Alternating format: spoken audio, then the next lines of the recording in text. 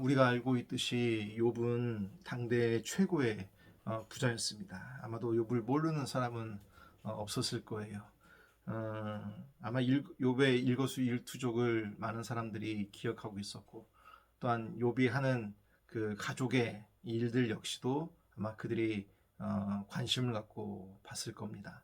우리가 잘 알듯이 지금은 고인이 됐지만 삼성 회장이었던 이건희 회장, 그분의 뭐 개인적인 말 한마디, 또 가족사, 여러 가지 일들, 그거 많은 사람들에게 이슈가 되고 또 주목이 되지 않습니까? 이건희 회장은 저를 모르지만 저는 이건희 회장을 알고 있고요. 예, 이와 같이 뭐 그것과 비교하는 건 안 되겠지만 욥은 당대의 거부였고 유명한 사람이었습니다. 그렇기 때문에 많은 사람에게 있어서 욥의 개인적인 일들, 또한 가정사들, 모든 것들을 많은 사람들이 소문을 듣고 알고 있었을 겁니다. 그런 소문을 아마 욥의 친구였던 사람들도 들었던 모양이에요.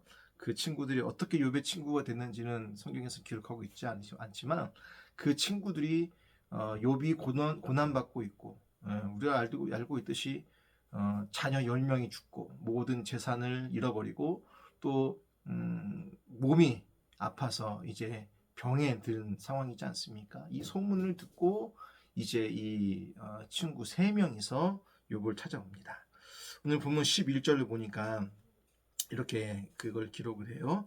그때에 욥의 친구 3사람이 이 모든 재앙이 그에게 내렸다 함을 듣고 각각 자기 지역에서부터 이르렀으니, 이 3사람이라는 사람이 있는데 이 사람들이 같은 동네에 있는 사람은 아니었던 모양이에요. 우리가 알듯이 욥은 우스라고 하는 지역에서 사는 사람이었는데 이 3 친구들은 각각 또 다른 곳에 살던 사람들이었던 것 같습니다. 또 계속 보니까 곧 대만 사람 엘리바스, 또한 수아 사람 빌닷과 나아마 사람 소발이라라고 얘기합니다. 이 3사람이 이제 욥을 위로하기 위해서 오는데요. 11절 끝까지 봐볼까요?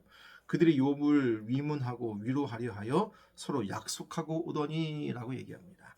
그들이 서로 친구였기 때문에 뭐 지금처럼 핸드폰이 있는 것도 아니겠지만 그들이 서로 이렇게 소식을 전해서 같이 욥을 위로하러 이제 오게 되죠.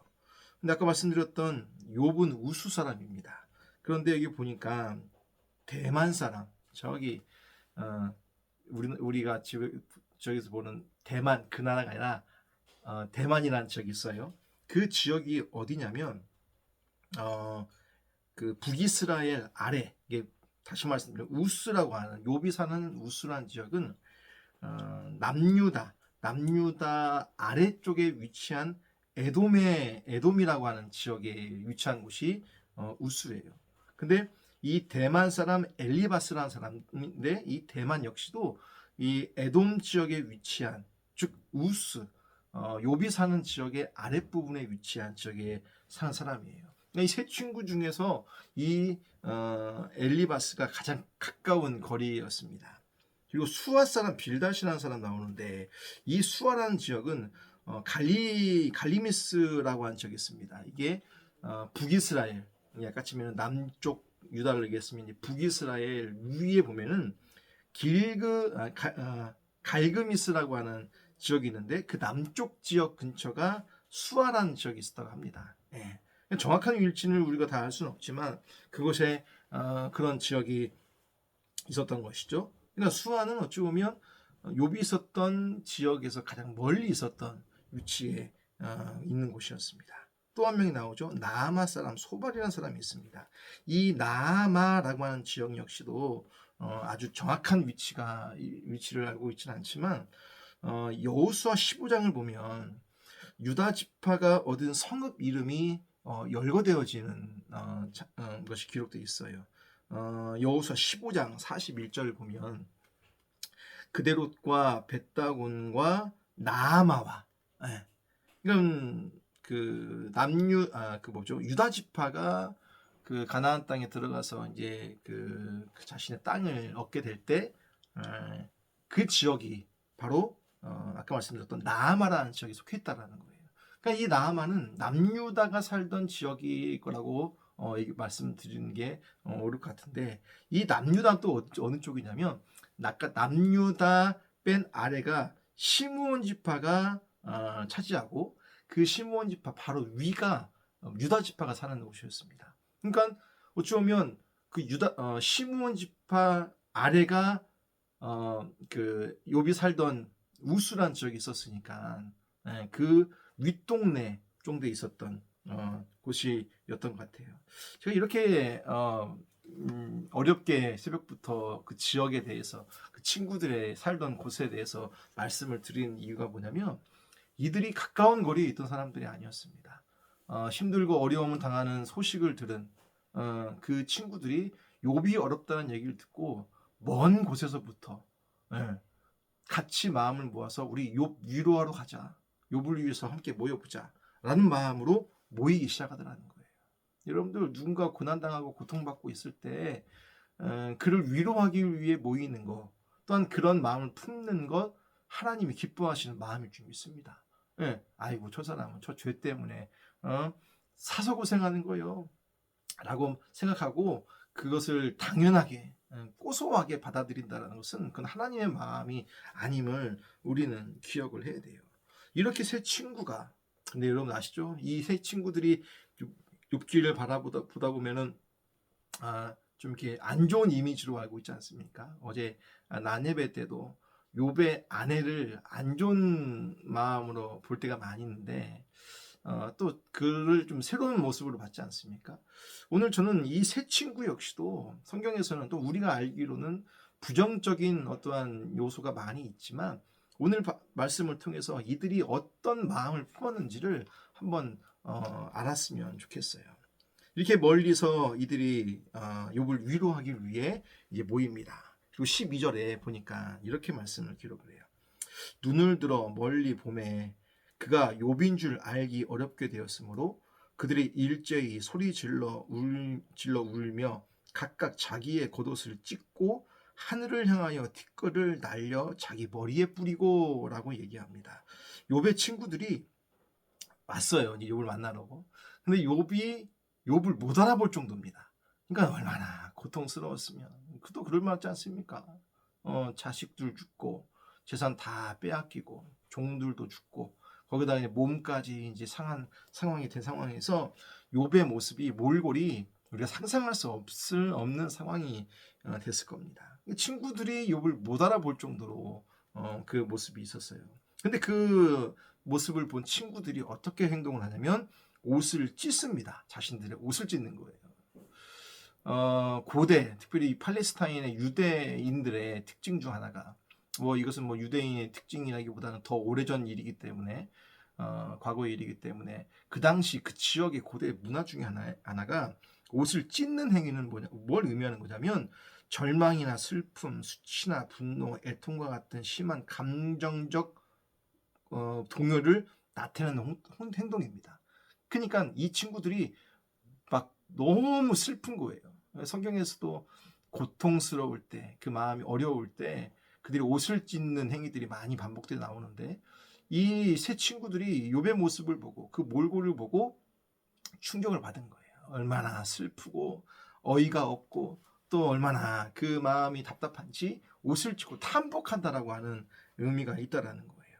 그리고 나서 또 하나가 있습니다. 그들이 뭐라고 어떻게 하냐면 하늘을 향하여 티끌을 날려 자기 머리에 뿌리고 라고 성경은 기록을 해요. 여기서 티끌을 날려 머리에 뿌린다라는 의미가 뭐냐면 회개를 의미하는 겁니다. 그러니까 이 세 친구들은 회개하기 시작한 거예요. 근데 여러분들 이 사람들이 뭐 회개할 게 있습니까? 욥을 보고 뭐 회개할 게 있을까요? 여러분들 이 친구들은 우리가 이 이후에도 알겠지만은 이 세 친구들은 욥에게 네가 뭔 잘못을 했으니까 하나님이 너를 이렇게 치시는 거다. 그러니까 너 회개해라. 이런 얘기를 아주 반복적으로 얘기를 합니다. 그러니까 이들이 회개했다라는 이 티끌을 날려 머리에 뿌렸다는 의미는 야 욥이 얼마나 큰 죄를 저질렀으면 욥이 얼마나 하나님께 범죄했으면 이런 일이 있을까. 그러니까 그 마음을 품고 스스로가 자신들이 욥을 대신해서 어찌 보면 같은 심정을 품고 그의 죄를 회개해 주는, 뭐 남이 회개해 준다고 해서 회개되는 건 아니지만 그런 그 욥의 죄에 대한 부분들을 공감해 주고 그것을 회개할 수 있게끔 같이 기도했다는 의미가 있지 않겠냐라는 거예요. 여러분들, 이 욥의 이 세 친구들은 보통 사람들이 아닙니다. 멀리서 왔고요. 멀리서 와서 그들이 욥의 모습을 보고 고통스러워하고 또 그의 죄와 그의 고통을 함께 나누며 그런 것들을 해결하기 위해 움직이더라는 거예요. 여기서 또 끝이지 않습니다. 13절을 보니까 이런 말씀이 있어요. 밤낮 7일 동안 그와 함께 땅에 앉았으나 욥의 고통이 심함을 보므로 그에게 한마디도 말하는 자가 없었더라 라고 얘기합니다. 욥을 만나고 밤낮 7일 동안 꼬박 욥과 함께 바닥에 엎드려서 같이 앉아 있습니다. 그런데 같이 있으면서 한마디도 하는 자가 없었다라고 성경은 기록을 해요. 그러니까 욥이 7일 동안 이것을 하나님 나에게 왜 이런 일이 있습니까? 탄복한 마음으로 하나님께 묻기를 위해서 7일 동안 밤낮으로 기도합니다. 그때 이 욥의 세 친구들이 함께 옆에 앉아서 같이 기도하고 같이 있어 주더라는 거예요. 그러면서 한마디도 7일 동안 한마디도 안 왔다라고 성경은 기록하고 있어요. 여러분, 여기까지만 보면 이 세 친구들은 정말 대단한 사람들입니다. 욥을 위로하기를 위해서 멀리서 찾아오고 또한 그를 위해서 같이 그 아픔을 같이 나누고 공감하고 심지어는 그의 죄가 있을 수 있으니 그 죄를 용서를 위해서 같이 회개하고 또 함께 기도하며 말없이 옆에 있어주는 이 친구들의 모습, 이게 얼마나 큰 힘이 되겠습니까? 저와 여러분들이 고난받고 고통받고 있는 자들을 나 몰라라 하면 안 됩니다. 하나님께서 고통받고 있는 자들의 소식을 들었다면 그를 위로하기를 위해서 멀리라도 와줘야 한다는 거예요. 사실은 오늘 제가 고향에서 어렸을 때부터 아주 가깝게 지내던 우리 권사님의 남편분이 소천하셔서 갑자기 돌아가셔서 장례 왔습니다. 안 본 지도 꽤 됐고 그래서 오지 말라고 하심에도 불구하고 아니다, 우리 가정과 우리 어머님께 또 아버지 살아계실 때 아버지께 너무 잘해주셨던, 지금도 저희 어머니랑 그분하고는 가정하고는 아주 친밀하게 지내는 분이죠. 어찌 보면 은혜를 입은 분들이었습니다. 저희가 그분들에게. 그래서 그래, 도리가 아니지. 그래서 오늘은 온 식구들을 다 데리고 갔습니다. 장례식장 다 그렇게 오지 않는데 예배 끝나고 같이 군산에 와서 같이 조문을 했습니다. 뭐 인사하고 밥 한 끼 먹고 왔어요. 근데 그것이 큰 위로가 될 거라고 저는 믿습니다. 저도 많은 장례를 치러봤고 장례 가운데에서 크게 뭘 하지 않고 말해주지 않아도 함께 옆에 있어주고 공감해주고 그분을 추억하면서 나눈다라는 그 자체가 그 고통을 당하고 어려움을 당한 자들에게 큰 위로가 된다는 걸 제가 경험했기 때문에 그분들에게도 부족하지만 큰 위로가 될 줄 믿어요. 근데 가만 보니까 오늘 성경에 똑같이 그 비슷한 얘기가 있다라는 거예요. 감사한 일이죠. 하나님께서 고난받는 자들, 그들의 소식을 들었다면 나 몰라라 하는 삶이 아니라 믿음의 사람들이라면, 하나님의 약속을 믿는 사람이라면 그들을 위로하기를 위해서 달려갈 수 있는 용기와 믿음이 있어야지 않겠습니까? 그러기를 위해 저와 여러분들에게 하나님이 또 은혜 주신 것 아니겠냐는 거예요. 그리고 와서 그냥 아이고 고생했네, 야 이런 일 이렇게 해결해야 돼, 저렇게 해결해야 돼, 뭐 방법적인 오늘 말씀해 주신 게 아니라 함께 마음을 공유해 주는 거, 함께 마음을 함께 해주는 거, 이게 고난받고 있는 자들에게 큰 위로가 되고 힘이 되어지는 시간이 될 줄 믿습니다. 오늘 한날 혹여나 고통 가운데 있는 자들의 소식을 듣는 분이 있다면 그들을 위해서 같이 위로해주고 마음을 공감해 주십시오. 어떤 위로의 말보다 함께 있어주는 그런 삶을 통해서 하나님이 저와 여러분들을 통해서 또한 고난받고 있는, 고통받고 있는 자들이 큰 위로받는 하루가 될 줄 믿습니다. 오늘도 예수님의 향기와 예수님의 빛을 바라는 하루가 되어서 많은 이들을 위로하고 많은 이들을 격려하시는 우리 모두 되어지시길 예수님의 이름으로 축원합니다.